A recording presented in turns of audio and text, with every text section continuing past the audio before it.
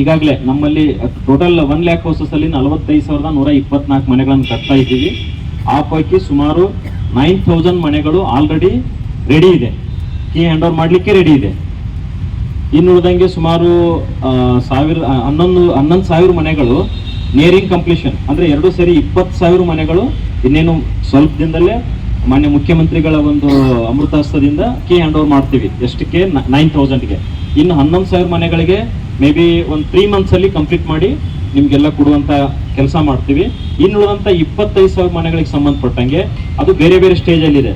ಅದಕ್ಕೆ ನಮ್ಗೆ ರೆವಿನ್ಯೂ ಬೇಕಾದದ್ದು 2 BHK ಬರಬೇಕಾದದ್ದು beneficiary contribution. It is about 60%. So ನಿಮ್ಮ ಕಷ್ಟನೂ ಅರ್ಥ ಆಗುತ್ತೆ. ನೀವು ಮೊದಲಿಗೆ ಲೋನ್ ತಗೊಂಡು ದುಡ್ಡು ಕಟ್ಟಿ ಆಮೇಲೆ ಕಂಪ್ಲೀಷನ್ ಮಾಡಿ ಕೊಡೋದು ನಿಮ್ಗೆ ಕಷ್ಟ ಆಗುತ್ತೆ ಅಂತ ಹೇಳ್ತಾ ಇದ್ರಿ. ಆ ಕಷ್ಟನ ನಾವು ಅರ್ಥ ಮಾಡಿಕೊಂಡು 2 BHK ಸೇಲ್ ಮಾಡಿದ್ಮೇಲೆ ಏನು ರೆವಿನ್ಯೂ ಬರ್ತದ ಆ ದುಡ್ಡಲ್ಲಿ ನಾವು 1 BHK ಕಂಪ್ಲೀಟ್ ಮಾಡ್ಕೊಳ್ತೀವಿ. ಸೊ ಈ ತೊಂದರೆಯನ್ನು ನೀವು ತಗೊಳ್ಳಿಕ್ಕೆ ಹೋಗೋ ಅವಶ್ಯಕತೆ ಇಲ್ಲ. ಒಂದು. ಎರಡನೇದು, ಸಾಲ ಕೊಡೋದ್ರ ಬಗ್ಗೆ ಹೇಳಿದ್ರಿ. ಸಾಲ ಕೊಡ್ಲಿಕ್ಕೆ ನಾವು ಈಗಾಗಲೇ ಇಂಟ್ರೆಸ್ಟ್ ಸಬ್ವೆನ್ಷನ್ ಸ್ಕೀಮ್ ಬಂದಿದೆ. ಘನ ಕರ್ನಾಟಕ ಸರ್ಕಾರ ಈ ಇಂಟ್ರೆಸ್ಟ್ ಸಬ್ವೆನ್ಷನ್ ಸ್ಕೀಮ್ ತಂದು ಅಪ್ ಟು 5% ಇಂಟ್ರೆಸ್ಟ್ ಅನ್ನ ನಾವೇ ಕಟ್ತೀವಿ, ಅಂದ್ರೆ ಸರ್ಕಾರದವರೇನೆ ಕಟ್ತಾರೆ. ಸೊ ಅದೆಲ್ಲ ನಿಮ್ಗೆ ಗೊತ್ತಿದೆ. ನೀವು ಲೋನ್ ತಗೊಂಡ್ಮೇಲೆ ಅಪ್ ಟು 5% ಲೋನ್ ಅನ್ನ ನಾವೇ ಕಟ್ತೀವಿ. ಫಾರ್ ಎಕ್ಸಾಂಪಲ್ EMI ಏನಾದ್ರು 10,000 ಇದ್ರೆ 3,000 to 5,000 ನಮ್ ಕಡೆಯಿಂದ ಹೋಗುತ್ತೆ, 5,000 to 7,000 ನಿಮ್ ಕಡೆಯಿಂದ ಪ್ರತಿ ತಿಂಗಳು ಬರುತ್ತೆ. ಅಷ್ಟಕ್ಕೆ ನೀವು ಸಾಲ ಕಟ್ಕೊಂಡು EMI ಅನ್ನ ಕಂಪ್ಲೀಟ್ ಮಾಡ್ಕೊಂಡು ಹೋಗ್ಬೋದು. ಸೊ ಇದಾದ್ಮೇಲೆ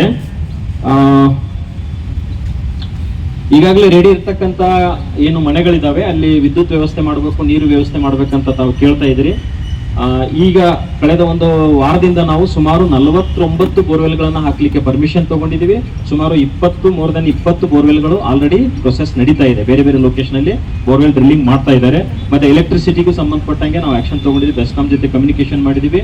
ಪರ್ಮನೆಂಟ್ ಇದು ಎಲೆಕ್ಟ್ರಿಸಿಟಿ, ದೆನ್ ಕುಡಿಯೋ ನೀರು, ಈವನ್ BWSSB ನಾವು ರಿಕ್ವೆಸ್ಟ್ ಮಾಡಿದೀವಿ. ಪರ್ಮನೆಂಟ್ ಆಗಿ BWSSB ಇಂದ ಕಾವೇರಿ ನೀರು ಕೊಡಿಸುವಂತ ವ್ಯವಸ್ಥೆಯನ್ನು ಮಾಡ್ತಾ ಇದ್ದೀವಿ. ಇದ್ರ ಜೊತೆಗೆ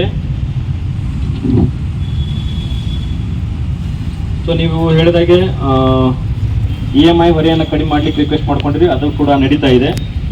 ದೆನ್ ರಾಷ್ಟ್ರೀಕೃತ ಬ್ಯಾಂಕ್ಗಳಲ್ಲಿ ನಮಗೆ ಸಾಲ ಕೊಡಿಸಿ ಅಂತ ಹೇಳ್ತಾ ಇದ್ರಿ. ಫಸ್ಟ್ ಪ್ರಿಫರೆನ್ಸ್ ನಮ್ದು ರಾಷ್ಟ್ರೀಕೃತ ಬ್ಯಾಂಕಲ್ಲೇ ಸಾಲ ಕೊಡಿಸ್ತೀವಿ. ಎಲ್ಲಿ ಸಿವಿಲ್ ಸ್ಕೋರ್ ಇರೋದಿಲ್ಲ ಅಲ್ಲಿ ಕೊಡೋದಿಲ್ಲ ಅಂತ ಹೇಳ್ತಾ ಇದ್ರು. ಅದು ಕೂಡ ಮಾನ್ಯ ಮುಖ್ಯ ಕಾರ್ಯದರ್ಶಿಗಳ ಒಂದು ಸಭೆಯಲ್ಲಿ ಡೈರೆಕ್ಷನ್ ಕೊಟ್ಟಿದ್ದಾರೆ. ಸಿವಿಲ್ ಸ್ಕೋರ್ ಕನ್ಸಿಡರ್ ಮಾಡಲಾರ್ದೆ ನೀವು ಸಾಲ ಕೊಡಿ ಅಂತೇಳಿ ಅದನ್ನ ಆನ್ಲೈನ್ ಅಲ್ಲೇ ಪ್ರೊಸೆಸ್ ಮಾಡ್ತಾ ಇದೀವಿ. ಆನ್ಲೈನ್ ಅಲ್ಲಿ ನೀವು ಅಪ್ಲಿಕೇಶನ್ ಹಾಕಿದ್ಮೇಲೆ ಅವ್ರು ರಿಜೆಕ್ಟ್ ಮಾಡೋದಾದ್ರೆ, ಬ್ಯಾಂಕ್ದವ್ರು ರಿಜೆಕ್ಟ್ ಮಾಡೋದಾದ್ರೆ ಕಾರಣ ಕೊಡಬೇಕು, ಯಾಕೆ ಇವ್ರಿಗೆ ಸಾಲ ಕೊಡ್ತಾ ಇಲ್ಲ ಅಂತ ಹೇಳಿ. ಇವೆಲ್ಲವುಗಳನ್ನ ತಂದದ್ರಿಂದ ಹೆಚ್ಚಿಗೆ ಸಾಲ ಬರುವಂತ ಸಾಧ್ಯತೆ ಇದೆ. ಅದನ್ನ ನಾವು ಫಾಲೋ ಅಪ್ ಮಾಡ್ತಾ ಇದ್ದೀವಿ. ನಿಮ್ಗೆ ಗೊತ್ತಿದ್ದ ಹಾಗೆ ನಿಮ್ಮ ಸ್ಥಳಗಳಲ್ಲಿ ನಾವು ಲೋನ್ ಮೇಳ, ಸಾಲದ ಮೇಳವನ್ನು ಮಾಡ್ತಾ ಇದ್ದೀವಿ. ಅದರ ಒಂದು ಸದುಪಯೋಗ ನೀವು ಮಾಡ್ಕೊಳ್ಬಹುದು. ಅದಾದ್ಮೇಲೆ ಕ್ಯಾನ್ಸಲೇಷನ್ ಕೆಲವೊಬ್ರು ಏನಾಗಿದೆ ಅಂತಂದ್ರೆ ಯಾವುದೋ ವೈಯಕ್ತಿಕ ಕಾರಣದಿಂದ, ಹೆಲ್ತ್ ಇಶ್ಯೂ, ಬೇರೆ ಬೇರೆ ಕಾರಣದಿಂದ ಕೆಲವೊಬ್ರು ಕ್ಯಾನ್ಸಲೇಷನ್ ಮಾಡ್ಕೊಳ್ತಾ ಇದ್ದಾರೆ. ಕ್ಯಾನ್ಸಲೇಷನ್ ಆದ್ಮೇಲೆ 25% ಅಮೌಂಟ್ ಡಿಪಾಸಿಟ್ ಮಾಡಿದಂತ ಅಮೌಂಟ್ ಅಗೇನೆಸ್ಟ್ 25% ನಾವು ಡಿಡಕ್ಟ್ ಮಾಡ್ಕೊಳ್ತೀವಿ ಅಂತ ಹೇಳಿದ್ವಿ. ಬಟ್ ಅದನ್ನ ಬೋರ್ಡ್ ಅಲ್ಲಿ ತಗೊಂಡು ಡಿಡಕ್ಷನ್ ಮಾಡೋ ಬೇಡ ಅಂತ ಹೇಳಿ ಸರ್ಕಾರದಿಂದ ಆಲ್ರೆಡಿ ಜಿಯೋ ಆಗಿದೆ. ಹಾಗಾಗಿ ಯಾವುದೇ ಡಿಡಕ್ಷನ್ ನಾವು ಯಾವ ಬೆನಿಫಿಷರಿ ಕಡೆಯಿಂದ ಮಾಡ್ಕೊಳ್ಳಾರ್ದೆ ನಿಮ್ಮ ಫುಲ್ ಅಮೌಂಟ್ ಅನ್ನ ನಾವು ರಿಟರ್ನ್ ಕೊಡ್ತಾ ಇದ್ದೀವಿ. ಸೊ ಇಷ್ಟು ನೀವು ಕೇಳಿದಂತ ಎಲ್ಲ ಬೇಡಿಕೆಗಳು ಆಲ್ಮೋಸ್ಟ್ ಎಲ್ಲ ಅಟೆಂಡ್ ಮಾಡಿದೀವಿ. ತಕ್ಷಣಕ್ಕೆ ನೀವು ಮನೆ ರೆಡಿ ಮಾಡಿ ಕೊಡು ಅಂತ ಹೇಳ್ತಾ ಇದ್ರಿ. 20,000 ಮನೆಗಳು ರೆಡಿ ಇದಾವೆ. ಬರ್ತಕ್ಕಂಥ 15 ದಿನಗಳಲ್ಲಿ ಮಾನ್ಯ ಮುಖ್ಯಮಂತ್ರಿಗಳು ಒಂದು ಡೇಟ್ ಕೊಡ್ತಾರೆ. ಆ ಡೇಟ್ಗೆ ಕೀ ಹ್ಯಾಂಡ್ ಓವರ್ ಮಾಡ್ತೀವಿ. ಇನ್ನುಳಿದಂತ 25,000 ಮನೆಗಳನ್ನ 2 BHK ಬರ್ತಕ್ಕಂಥ ರೆವಿನ್ಯೂ ಇಂದ ಈ 1 BHK ಮನೆಗಳನ್ನ ಕಂಪ್ಲೀಟ್ ಮಾಡಿ ಕೊಡ್ತೀವಿ. ಆಮೇಲೆ ಬಂದಂತ ಅಪ್ಲಿಕೇಶನ್ ಎಷ್ಟು ಬಂದಿದೆಯಲ್ಲ ಅದಕ್ಕೆ ಅನುಗುಣವಾಗಿ ನಮ್ಮಲ್ಲಿ ಮನೆ ಇದೆ. ಒನ್ಲಿ ಕಂಪ್ಲೀಷನ್ ಪ್ರೊಸೆಸ್ ಮಾಡಬೇಕು ಅಷ್ಟೇ. ಹಾವೇರಿಯಲ್ಲಿ ಹೇಳಿದ್ದು ಒಂದು ವಿಷಯ ಬೇರೆ. ಹಾವೇರಿಯಲ್ಲಿ ಏನಾಗಿದೆ, ಹಾವೇರಿ ಮತ್ತು ಬೇರೆ ಬೇರೆ ಜಿಲ್ಲಾ ಪ್ರದೇಶದಲ್ಲಿ ಏನಾಗಿದೆ ಅಂತಂದ್ರೆ ನಂಬರ್ ಆಫ್ ಡ್ಯೂಸ್ ಅಂದ್ರೆ ಡ್ವೆಲ್ಲಿಂಗ್ ಯೂನಿಟ್ಸ್ ಏನ್ ತಗೊಂಡಿವಿ ಅಷ್ಟು ಕಂಪ್ಲೀಟ್ ಮಾಡ್ಲಿಕ್ಕೆ ಆಗಿಲ್ಲ. ಸೊ ಬೇರೆ ಬೇರೆ ರೀಸನ್ ಇದೆ. ಸೊ ಕಡಿಮೆ ಕಂಪ್ಲೀಟ್ ಆಗಿದೆ. ಬಟ್ ಇಲ್ಲಿ ಬೆಂಗಳೂರಲ್ಲಿ 1 lakh ಅಲ್ಲಿ ಆತರ ಆಗಿಲ್ಲ. ಏನ್ ನಾವು 45,124 ಮನೆಗಳನ್ನ ಬಿಗಿನಿಂಗ್ ಅಲ್ಲಿ ತಗೊಂಡಿದೀವಿ, ಅಷ್ಟು ನಾವು ಅಂಡರ್ ಬೇರೆ ಬೇರೆ ಸ್ಟೇಜ್ ಅಲ್ಲಿ ಕನ್ಸ್ಟ್ರಕ್ಷನ್ ಮಾಡ್ತಾ ಇದ್ದೀವಿ. ಒಂದು ನೀವು ಇಲ್ಲೊಂದು ಪಾಯಿಂಟ್ ಇತ್ತು, ಸರ್ಕಾರದ ಮನೆ ಯೋಜನೆ 6 ಲಕ್ಷದಿಂದ 13 ಲಕ್ಷಕ್ಕೆ ಏರಿಸಿರುವಂಥದ್ದು. ಇದಕ್ಕೆ ಮಾಹಿತಿ ಕೊಟ್ಟಿಲ್ಲ ಯಾವ ರೀತಿ ಏರಿಕೆ ಆಯಿತು ಅಂತ. ಈಗ ಇನ್ನೊಂದು ಹೇಳ್ತಾ ಇದ್ದೀರಾ ಲೋನ್ ಮೇಳ ಮಾಡ್ತಿದ್ದೀವಿ ಅಂತ ಹೇಳ್ತಿದ್ದೀರಾ. ಬಹುತೇಕ ಎಲ್ಲರೂ BPL ಕಾರ್ಡ್ದಾರರು. ಅವ್ರ ಆದಾಯ ಎಷ್ಟಿದೆ? 1,20,000 ಇದೆ. ಇವ್ರಿಗೆ ಯಾವ ರೀತಿಯಾಗಿ ಲೋನ್ ಆಗುತ್ತೆ? ಈಗ ಲೋನ್ ಆಯಿತು, ಲೋನ್ ತಗೊಂಡ್ಮೇಲೆ ಅವ್ರು EMI ಕಟ್ಟಬೇಕು. ಅವ್ರಿಗೆ BPL ಕಾರ್ಡ್ ಉಳಿಯುತ್ತಾ? ಆ ನಿಯಮದ ವಿರುದ್ಧ ಆಗ್ಬಿಡುತ್ತಲ್ಲ.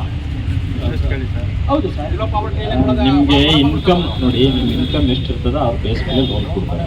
BPL ಕಾರ್ಡ್ ರದ್ದತಿ ಆಗುವಂತದ್ದಿಲ್ಲ, ಅದನ್ನು ಡಿಸ್ಕಷನ್ ಮಾಡಿದೀವಿ, ಬ್ಯಾಂಕರ್ಸ್ ಅನ್ನ ಡಿಸ್ಕಷನ್ ಮಾಡಿದೀವಿ. ನಿಮ್ದೇನ್ ಇನ್ಕಮ್ ಸೋರ್ಸ್ ಇರುತ್ತೆ ಆ ಬೇಸ್ ಮೇಲೆ ಲೋನ್. ಆಮೇಲೆ ಲೋನ್ ಪೋರ್ಷನ್ ಬಂದ್ಬಿಟ್ಟು ಎಷ್ಟಿದೆ, ನಮ್ಮ ಡ್ಯೂಸ್ ಬಂದ್ಬಿಟ್ಟು 10,50,000 ಒಂದ್ ಮನೆ ಜನರಲ್ದವ್ರಿಗೆ, SC ST ಇದ್ರೆ 9,70,000. ಸೊ ಅದರಲ್ಲಿ ನೀವು ಲೋನ್ ತಗೊಂಡಾಗ ನಾನು ಹೇಳಿದ್ನಲ್ಲ EMI ಫಾರ್ ಎಕ್ಸಾಂಪಲ್ 10,000 ಅಂತಂದ್ರೆ ಅದರಲ್ಲಿ ಅಪ್ ಟು 5% ನಾವೇ ಕಟ್ತೀವಿ, 3 to 5% EMI 3 to 5%. ಸೊ ಅಂದ್ರೆ ಬಡ್ಡಿ ಏನಿದೆ, ಬಡ್ಡಿ ಪೋರ್ಷನ್ ನಾವೇ ಕಟ್ತೀವಿ, ಅಷ್ಟು ಪರ್ಸೆಂಟ್ ಅನ್ನ, ಉಳಿದುದನ್ನ ಬೆನಿಫಿಷರಿ ಕಟ್ಟಬೇಕು. ಇದು ತುಂಬಾ ಅವ್ರಿಗೆ ಅನುಕೂಲಕರ ಆಗ್ತಾ ಇದೆ. ಹಾಗಾಗಿ ಸುಮಾರು 3,000-3,500 ಜನ ಈ ಇಂಟ್ರೆಸ್ಟ್ ಸಬ್ವೆನ್ಷನ್ ಆದ್ಮೇಲೆ ಬಂದು ಮನೆಗಳನ್ನ ತಗೊಳ್ತಾ ಇದ್ದಾರೆ. ಪ್ರೋಗ್ರೆಸ್ ಆಗ್ತಾ ಇದೆ.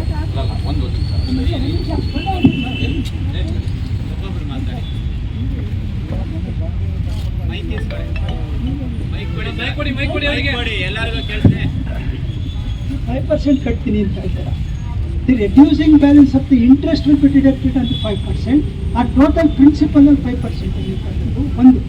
ಆಮೇಲೆ ಈಗ ಅದರ ಪ್ರಿನ್ಸಿಪಲ್ ಎಷ್ಟು ಹೋಗುತ್ತೆ, ಇಂಟ್ರೆಸ್ಟ್ ಎಷ್ಟು ಹೋಗುತ್ತೆ, ಅದನ್ನು ನೀವು ಅರ್ಥ ಮಾಡ್ಕೊಂಡು ಹೇಳಬೇಕು. 5% ಕೊಡ್ತೀವಿ, ಸಪೋಸ್ 10,000 ನೀವು EMI ಬಂದರೆ ಅದರಲ್ಲಿ 5% ಅಂದರೆ ಅರ್ಧ ನೀವು ಕಟ್ಟಬೇಕಾಗುತ್ತೆ ಅಂತ ಹೇಳಿದ್ರು. ಅದು ಸ್ಲಿಪ್ ಆಫ್ ದಿ ಟಂಗ್ ಹೇಳಿದ್ರು ಅಥವಾ ಓವರ್ ಕನ್ಫ್ಯೂಸಲ್ಲಿ ಹೇಳಿದ್ರು ನನಗೂ ಗೊತ್ತಿಲ್ಲ. I cannot understand this I after. ಅದಕ್ಕೋಸ್ಕರ please let these people know understand. ಅವರು ಕರೆಕ್ಟಾಗಿ ಅರ್ಥ ಆಗಿದೆ. 5% ಅಂದರೆ it is only applicable to the interest ಅಂತನೋ. ಇಂಟ್ರೆಸ್ಟಲ್ಲಿ ಟೋಟಲ್ 11% ಹಾಕಿದ್ರು ಅಂದರೆ ಆ ಇಂಟ್ರೆಸ್ಟ್ ರೇಟಲ್ಲಿ 11% 5% ನೀವು ಕಟ್ತಿರೋ, ಟೋಟಲ್ ಪ್ರಿನ್ಸಿಪಲ್ ಅಮೌಂಟಲ್ಲಿ 5% ಕಟ್ತಿರೋ, EMI ಅಲ್ಲಿ 50% ಕಟ್ತಿರೋ ಅಂತ ಅವ್ರಿಗೆ ಕ್ಲಾರಿಫೈ ಮಾಡಿ. Interest against 3 to 5%, EMI against ಅದು 25% ಬರುತ್ತೆ. ಸೊ 75%, 76% ನೀವು ಕಟ್ಟಬೇಕಾಗತ್ತೆ, ರಿಮೈನಿಂಗ್ 24% ನಮ್ದಾಗುತ್ತೆ. ಅಂದ್ರೆ ಒಂದು ಎಕ್ಸಾಂಪಲ್ ಕೊಡೋದಾದ್ರೆ 10,000 EMI ಇದ್ರೆ ಅದರಲ್ಲಿ 7,000 ಇವ್ರು ಕಟ್ಟಬೇಕು. ಹೌದು ಹೌದು, ಎಲ್ಲ ಅರ್ಥ ಮಾಡ್ಕೊಳ್ಳಿ. ಅದು ಜಿಯೋ ಆಗಿದೆ, ಜಿಯೋ ಕಾಪಿನೂ ತಾವು ತಗೊಳ್ಬಹುದು.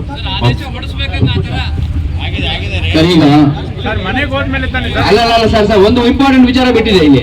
ಅಲ್ಲ ಇಲ್ಲ ಹೋದ್ರೆ ಯಾವುದು ಮುಂದಕ್ಕೆ ಹೋಗ್ತಾ ಇಲ್ಲ. ಈಗ ಏನಾಗಿದೆ ಇಲ್ಲಿ ಜನ, ನಿಮಗೆ ಒಂದು ಸುಲಭ ಆಗುವಂಥದ್ದು ನಾನು ಹೇಳ್ತೀನಿ. ಇಲ್ಲಿ ತುಂಬಾ ಜನ EMI ತಗೊಂಡು ಅವ್ರಿಗೆ ಮನೆ ಸ್ವಾಧೀನ ಸಿಗದೆ EMI ಕಟ್ತಾ ಇದ್ದಾರೆ. ಅದಕ್ಕೆ ನೀವೊಂದು ವ್ಯವಸ್ಥೆ ಮಾಡ್ಕೊಡ್ಬೇಕು. ನೀವು ಮನೆ ಸ್ವಾಧೀನ ಕೊಡುವವರು ಕೂಡ ಅವರು EMI ಕಟ್ಟಲ್ಲ, ಮೊರಟೋರಿಯಂ ಪೀರಿಯಡ್ ನ ಕೊಡ್ಬೇಕು. ಜೊತೆಗೆ ಆ ಮೊರಟೋರಿಯಂ ಪೀರಿಯಡ್ ಅಲ್ಲಿ ಬ್ಯಾಂಕ್ ಅವ್ರು ಏನು ಇಂಟ್ರೆಸ್ಟ್ ಚಾರ್ಜ್ ಮಾಡ್ತಾರೆ ಆ ಇಂಟ್ರೆಸ್ಟ್ ನ ನೀವೇ ಕಟ್ಟಬೇಕು.